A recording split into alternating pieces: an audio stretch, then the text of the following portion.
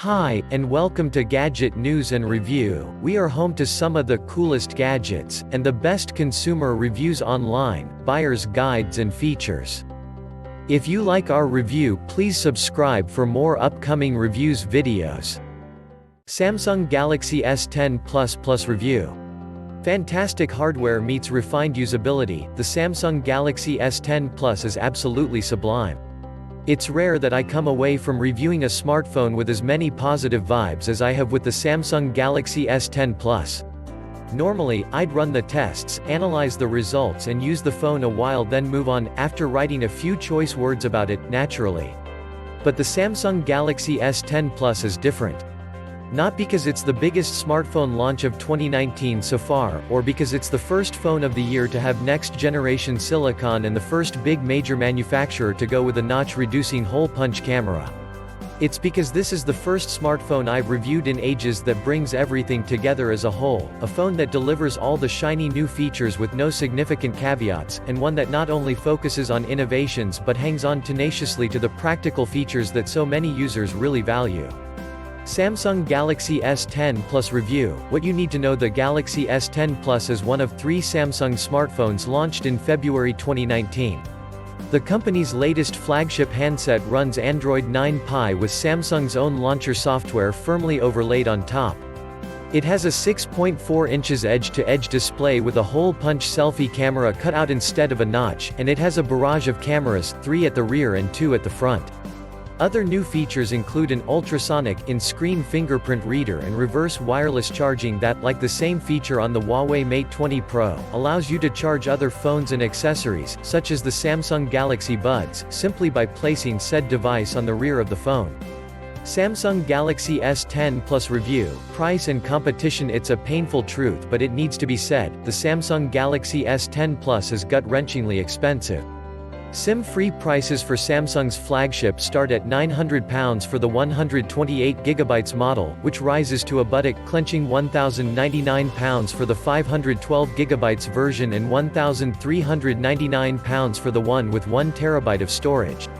To cast those prices in a more positive light, they are more reasonable overall than what Apple is asking for its iPhone XS Max: £1,099 for 64GB, £1,249 for 256GB and £1,449 for the 512GB, and you do get a more generous allocation of storage for that money. Where Samsung gets into trouble, however, is when you start looking at the rest of the opposition. The forthcoming Xiaomi Mi 9 is probably the closest comparison. It's the first smartphone to come with the Snapdragon 855 inside, that's the Qualcomm equivalent of the S10 Plus Exynos 9820 chip. It also has 3 cameras on the rear and a 6.4 inches display. The big difference is that it's expected to cost a mere £450. Yes, folks, that's half the price of the Samsung Galaxy S10 Plus. Samsung Galaxy S10 Plus Review. Features and design. The Samsung Galaxy S10 Plus is the first Samsung flagship I've used for a while that feels as if it hasn't been designed by committee. It isn't the prettiest smartphone I've ever laid eyes on, but there's a pleasing sense of symmetry to the horizontally arranged triple camera array on the rear that was sorely lacking on the Samsung Galaxy S9 Plus. There's also a neat elegance to the dual hole punch camera on the front. The phone is available in a variety of different finishes, all of which look pretty good to my eye. There are 4 prism colors to choose from: white, green, blue and black, each of which has an attractive pearlescent appearance. There are also 2 ceramic-backed models in white and black. I was sent the prism white model and, although it won't be to everyone's taste, I like the way it picks up an orange glow when light reflects off it. Plus there's a host of elegant touches that elevate the S10 Plus above the competition. I particularly like the animated snake that chases its tail around the perimeter of the hole-punch camera to indicate it's looking for a face to unlock itself with. With Gorilla Glass 6 at the front and Gorilla Glass 5 at the rear, as well as an iPhone-esque chrome frame, there's a sense of opulence here that few phones I've reviewed can match. The only negative feelings I have towards the look and feel of the thing, in fact, surround the rear panels over eagerness in picking up muck and grease. It's certainly not the easiest thing to clean, either. Despite this, I'm of the opinion that the S10 Plus is Samsung's most elegant smartphone to date. It is, quite simply, exquisite. Part of what allows Samsung to achieve such clean, uncluttered lines is that the fingerprint reader has been moved from its previously ugly square housing to the front, beneath the screen. This is clearly advantageous for the phone's aesthetics, but I've not, so far, been a fan of in-screen fingerprint readers. I've found them to be slower and considerably less accurate than regular fingerprint readers. The Huawei Mate 20 Pro's sensor is particularly annoying. Samsung says that this new fingerprint reader is different to most. It uses Qualcomm's ultrasonic technology, which works by bouncing sound waves off your finger to capture a 3D image of the ridges and patterns. This is instead of the optical sensors employed by most other phones, which are only able to capture a flat image. I'd say it works considerably more reliably than Huawei's optical sensor, but that's not saying much. It's still not all that quick in comparison with Samsung's excellent facial recognition. With more practical considerations in mind, there's a lot to like here. As highlighted at the top of the review, Samsung has to be applauded for sticking to its principles and retaining the headphone jack, second SIM slot and micro SD expansion when so many rivals are mindlessly aping Apple and ripping them out of their phones. Not only that, but because it isn't using some overcomplicated mechanism to hide away the cameras, the Galaxy S10 Plus is still water and dust resistant with an IP68 rating. This ensures that a quick dunk in the bath or a drenching with tea won't necessarily kill it stone dead. Samsung's engineers have also found it within their powers to add new features, including reverse wireless charging, dubbed wireless power share, which allows you to give a friend, or an accessory such as the Samsung Galaxy Buds, an emergency top-up. You have to enable the feature via the quick settings pull-down menu, which is a touch fiddly, but it's better than on the Huawei Mate 20 Pro, where the feature is only accessible by delving into the power-saving settings. Samsung Galaxy S10 Plus versus Samsung Galaxy S10, what's the difference? It can't have escaped your notice that the Samsung Galaxy S10 Plus isn't alone in the S10 lineup. There's also the Samsung Galaxy S10 to consider, which is £100 cheaper than the S10 Plus, £799. So what's the difference between these models and should you consider them? Let's take the S10 first. The main difference between this phone and the S10 Plus, other than the price, is that it's smaller. It has a 6.1 inches edge-to-edge display instead of the S10 Plus 6.4 inches screen and, as a result, it's slightly narrower, shorter and lighter. It's exactly the same thickness though, at 7.8 mm. The other key differences between the Samsung Galaxy S10 and the S10 Plus are the battery, which is smaller at 3,400 mAh versus 4,100 mAh, and the selfie camera, which is a single unit to the S10 Plus dual-front shooter. The S10 also isn't available with 1 TB of internal storage, but that's a crazy expensive phone anyway. I can't say how the smaller battery affects battery life exactly because I haven't yet been given one to test, but with a screen that's exactly the same resolution and only slightly smaller, the chances are that it's not going to be quite as good as the S10 Plus. The single selfie camera has a handful of impacts. The first is that your blurred background portrait shots won't look as nice and you won't have the option of the wider angle selfie mode. The second is that the hole punch cutout is smaller and occupies less screen space on the S10. Which you prefer is up to you, but suffice to say, the rest of the S10's features are precisely the same as they are on the S10 Plus. Samsung Galaxy S10 Plus review, display on paper, the Galaxy S10 Plus display is nothing particularly out of the ordinary. It measures 6.4 inches across the diagonal, has an aspect ratio of 19:9 and uses AMOLED tech to ensure effectively perfect contrast. Resolution is 3040 by 1440, but the phone comes set to display in 1080 by 2280 by default, which is a setting I'd recommend leaving it in for optimum performance and battery life. There are some new technologies on display here, not least of which is the hole punch camera. Instead of cutting out a notch from the top of the screen, Samsung has drilled a hole into it. Dubbed, rather preposterously, the Infinity O, this cutout is technically very impressive, and its position in the top right corner means it looks neater than the centrally located notch of, say, the Huawei Mate 20 Pro. The end result is still the same, however. A portion of the screen is permanently blacked out and the only measurable difference is that your notification and status widgets along the top of the screen are shifted in one block to the left, instead of being split in two.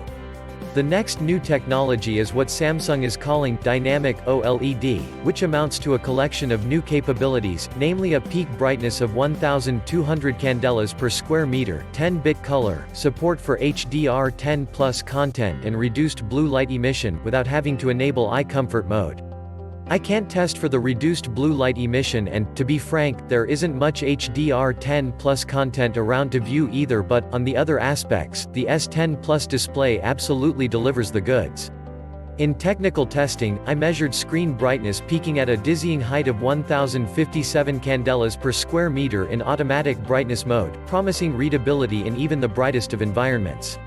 The screen's sRGB coverage in the default, natural color mode is at 94.7%, with total volume of 97%. That's very good, while in vivid mode it's pretty close to the DCI-P3 color space used in most HDR playback. Suffice it to say, this is a screen that is spectacularly good for watching Netflix and Amazon Prime Video. What I don't like about it is that its curved edges are a little oversensitive to accidental activation. If you're reaching across with your thumb, for instance, your palm can contact the screen and prevent the thumb successfully pressing an on-screen control. Samsung Galaxy S10 Plus review, performance and battery life. Thankfully, that's a pretty rare occurrence. What you'll notice with far more regularity is that the performance of the Galaxy S10 Plus is absolutely spectacular. Inside, it has Samsung's latest and greatest mobile chipset, the 8nm Exynos 9820. US customers get the 7nm Qualcomm Snapdragon 855, which is backed up by either 12GB of RAM if you've splurged on the 1TB model, or 8GB if you own the model with 128GB or 512GB of storage. Like the Snapdragon 855, the Exynos 9820 is arranged with a total of 3 CPUs. This consists of one high-performance dual-core CPU clocked at 2.73 GHz, one mid-performance dual-core 2.31 GHz CPU and an efficiency-focused CPU, a quad-core 1.95 GHz ARM Cortex-A55 CPU. That might sound like gibberish to you, but it's not that complicated really. Think of it like a car with different drive modes. You select Sport mode when you want a more lively, responsive drive, Economy mode when you want to save fuel, and the Standard mode for everyday driving when you want a balance between the two. The difference here is that there's no driver and the phone is automatically switching modes, depending on the task at hand. This translates to barnstorming benchmark results and a slick, responsive feeling experience all around. In the Geekbench 4 graphs below, you can see it performs slightly better than the Snapdragon 855 equipped Xiaomi Mi 9 for single-threaded tasks and slightly worse for multi-core. It's a similar story for gaming and graphics performance. In the GFX bench tests, we see a slightly lower frame rate for the Samsung Galaxy S10 Plus than the Xiaomi Mi 9 when the test is run at native resolution, but that's because the Mi 9 is driving a much lower resolution 1080p display. And, remember, if you ever want smoother frame rates from the S10 Plus, you can reduce the resolution at which graphics are rendered through the display settings menu. I also took the time to run some analysis of real-world gaming performance with PUBG Mobile and Shadowgun Legends using the GameBench benchmarking tool. In both games, the S10 Plus performed well, even at full 3040 by 1440. With PUBG Mobile in Ultra mode capped at 40 FPS in other words, and the highest quality settings available in native resolution, the Galaxy S10 Plus delivered a median frame rate of 38 FPS. Shadowgun Legends is more demanding, so the median frame rate is slightly lower, but with the resolution and detail levels cranked all the way up, the S10 Plus still delivered a median frame rate of 33 FPS. Perhaps the most impressive aspect of its performance, however, isn't related to how smoothly games play or how much grunt the processor can deliver, but rather how efficient the phone is. In the battery tests, the phone lasted an impressive 21 hours 17 minutes while playing back a looped, low-resolution video. Compared with most flagship phones from the last few years, that's a truly impressive result, and only the Xiaomi Mi 9 with its lower resolution Full HD screen does significantly better. What does this mean for real-world battery life? Well, this is a phone that will comfortably make it through a day of hard use with room to spare. pushing the phone to its limits for almost a week, with most days benchmarking and taking lots of photographs and video. I've not yet had to top up the charge before bedtime. That's seriously impressive stuff. Samsung Galaxy S10 Plus review. Cameras. As with most modern smartphones, the Samsung Galaxy S10 Plus has a lot of cameras, 5 to be precise, with 3 on the rear and 2 on the front. Let's address the rear camera array first.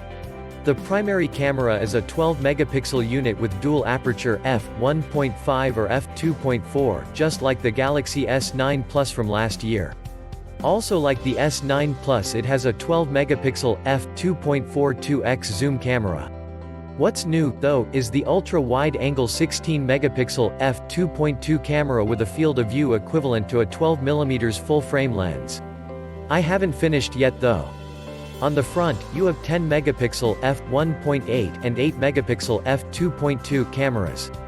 The latter is used mainly as a depth sensor for portrait shots, but it can also be called in to provide a slightly wider angle of view for group shots. And that's before you get to the video capabilities, which is another area where the S10 Plus excels. It's able not only to shoot stabilized footage in 4K resolution at 60 fps but also capture HDR10+ clips for video with improved dynamic range and ultra slow motion footage, as well. Phew! So, how about image quality then? Well, it's superb, especially for color rendition. This is one of those smartphone cameras that seems to be able to capture colors as you see them. They're not under or oversaturated, and there seems to be a good balance between noise suppression and detail missing from its main rival on the camera front, the Huawei Mate 20 Pro. Both the primary and telephoto cameras on the Huawei Mate 20 Pro do better at capturing more detail, although the Samsung Galaxy S10 Plus colors are richer.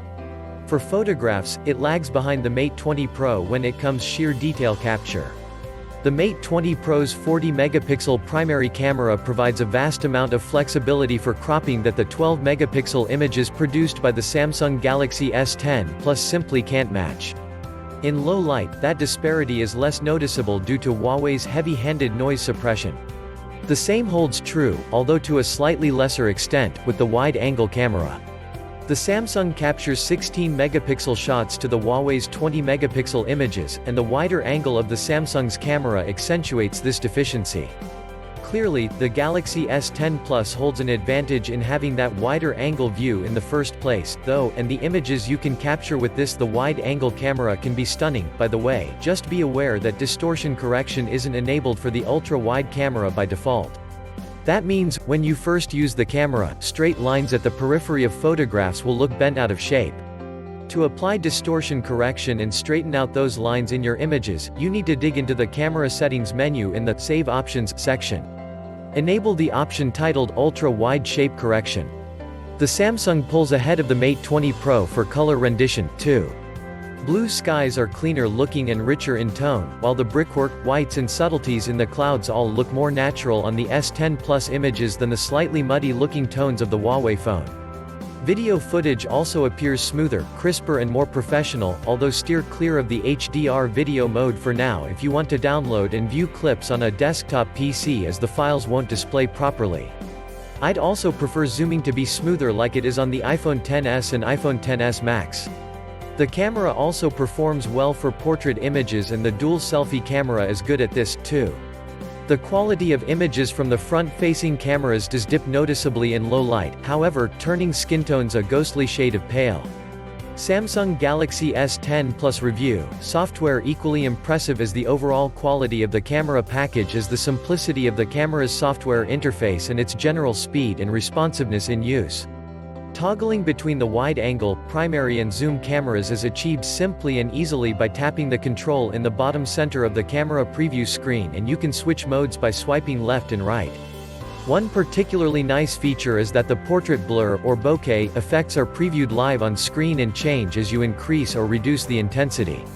That simplicity isn't restricted to the camera app, as this is a complexion that's reflected elsewhere in the phone's new interface.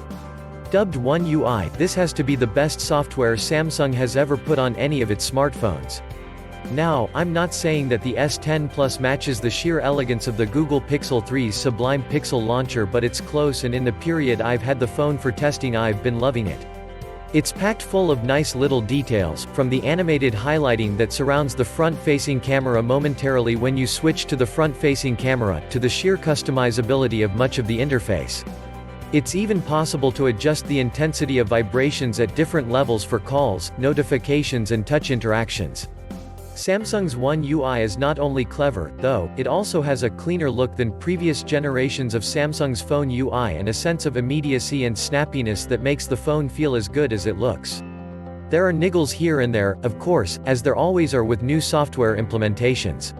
Samsung remains insistent on pre-installing its own version of apps that Google has perfectly good software for, Samsung's email, calendar, web browser and gallery, for instance, and I'd question some of the default settings as well. After transferring software across, I had to dig around in the settings to organize the app drawer alphabetically because the app icons were scattered around all over the place. And I wasn't too impressed with the Do Not Disturb settings, which by default come set to allow calls through from your favorite contacts. Still, aside from those little niggles, One UI is a pleasure to use and, naturally, Samsung has packed it full of options and nuggets you'll discover as you use the phone. One of my favorites are the desktop icons for the phone's clock and calendar apps, which update in real time to reflect the current time and date. Samsung Galaxy S10 Plus review, verdict: Samsung has clearly come to realize over time that it's not good enough simply to create the best hardware if it wants to continue to dominate the market for non-Apple smartphones. It also needs to pay attention to its users and the way they interact with their phones. In that sense, the Samsung Galaxy S10 Plus is the most complete smartphone the company has produced to date. It is not only an elegant and well-considered design, a thing you actively want to pick up to physically touch and hold, but it's also a phone that begs to be used. From the camera interface to simple and easy to understand settings menu, the S10 Plus is, quite simply, a joy to use. And yet there's no aspect of the S10 Plus that can be faulted from a technical perspective. The camera is stupendously good, both for stills and video, the display is sumptuous, the battery life impressive in its stubborn longevity and the performance as quick as a demanding modern smartphone user and gaming addict could possibly require. And it's great that Samsung has seen fit to cling onto those critical, old-school features users love, the 3.5mm jack, dual SIM and storage expansion capabilities. The one and only critical stumbling block for the Samsung Galaxy S10 Plus is the price, which, as I've pointed out, is so much more expensive than the rival Xiaomi Mi 9. Although UK prices haven't been announced, we expect the price to be around £450. And, let's face it, there's absolutely no way you could logically justify spending that much more on Samsung's phone when the differences between the two are quantifiably so small. But if what you desire is the best, and nothing else will do, the Samsung Galaxy S10 Plus is here to give you just that.